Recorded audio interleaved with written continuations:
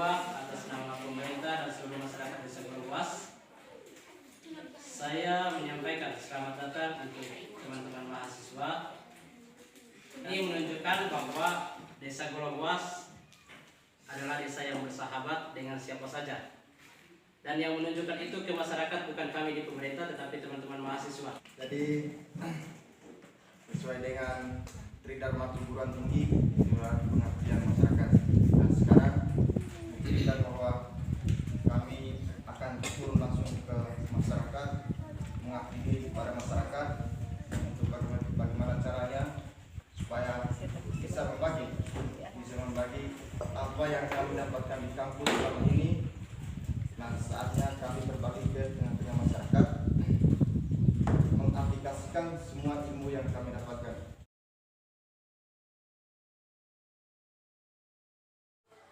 Jikalau ada anak-anak saya atau bapak ibu gurunya yang tidak sesuai dengan proses pembelajaran K13, mohon dimaklumi.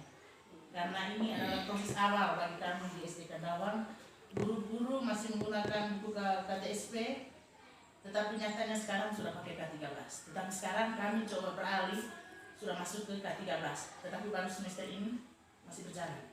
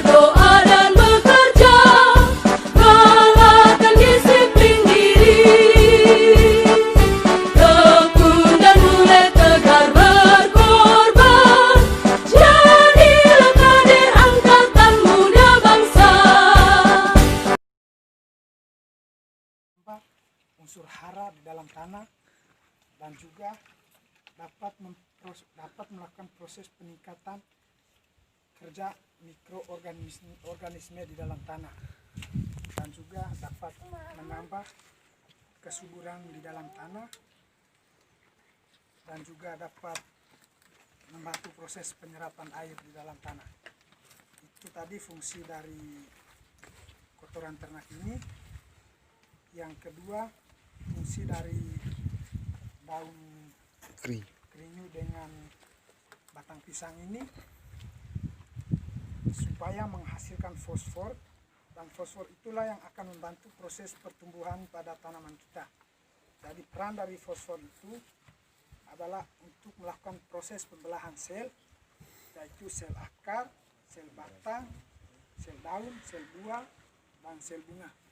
Dan juga bisa menghasilkan nitrogen, dan zat nitrogen inilah yang akan membantu proses penghijauan pada sel daun. Jadi yang ketiga, fungsi dari abu api ini adalah untuk menetralisirkan pH yang berada di dalam tanah.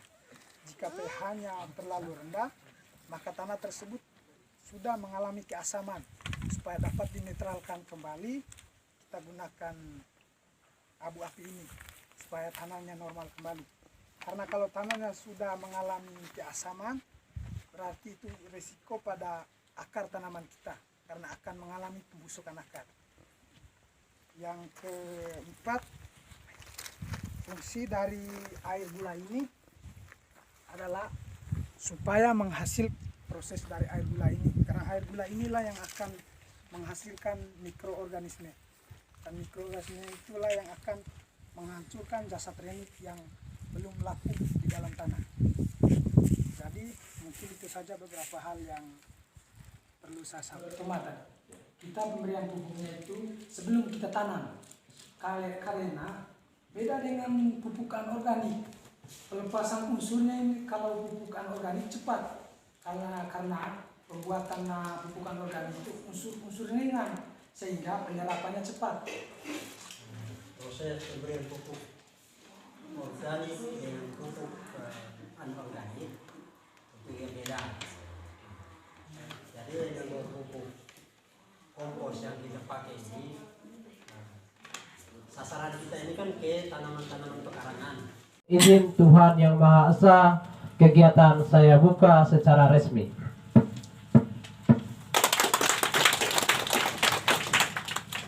Jadi kalau berbicara tentang mahasiswa, berarti berbicara tentang dua hal penting, yaitu mahasiswa menjadi agent of change atau agen perubahan. Yang kedua, mahasiswa itu agen social of control, yaitu menjadi kontrol dalam sebuah perubahan. Nah, agen of social of control berarti mahasiswa itu menjadi tiang tengah masyarakat dengan pemerintah. Nah, menjadi tiang tengah bisa saja mahasiswa itu menjadi suatu saat bisa menjadi masyarakat. Nah, menjadi masyarakat, dia bisa menginstruksi kebijakan-kebijakan pemerintah yang mengimplikasikan kepada masyarakat. Jadi, dia bisa menjadi masyarakat. Suatu saat nanti dia bisa menjadi rekan kerjanya pemerintah. Nah, di sini dia menjadi rekan kerjanya pemerintah. Dia bisa membantu menyukseskan kegiatan-kegiatan atau program-program pemerintah yang bisa mengimplikasi baik kepada masyarakat. Nah, itulah yang sebenarnya peran dan fungsi dari mahasiswa. Ya, baik. Langsung saja saya akan coba menyampaikan materi yang berhubung dengan strategi pemberdayaan masyarakat desa berbasis partisipasi. Jadi materi ini sengaja saya ambil terus terang di warnet karena kita semua sepakat dan paham di era demokrasi saat ini untuk menentukan setiap kebijakan itu sangat ditentukan oleh peran atau partisipasi masyarakat itu sendiri. Karena ini besar kaitannya dengan amanah dari Undang-Undang Desa Nomor 6 Tahun 2014. Undang-Undang Desa Nomor 6 Tahun 2014.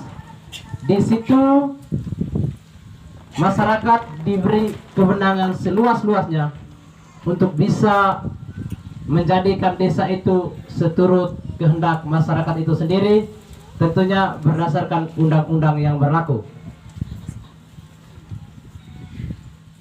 Untuk itu Demak, sengaja saya mengambil tema ini sehingga nanti di waktu diskusi kita sekaligus kita mengevaluasi kinerja kepemerintahan kita di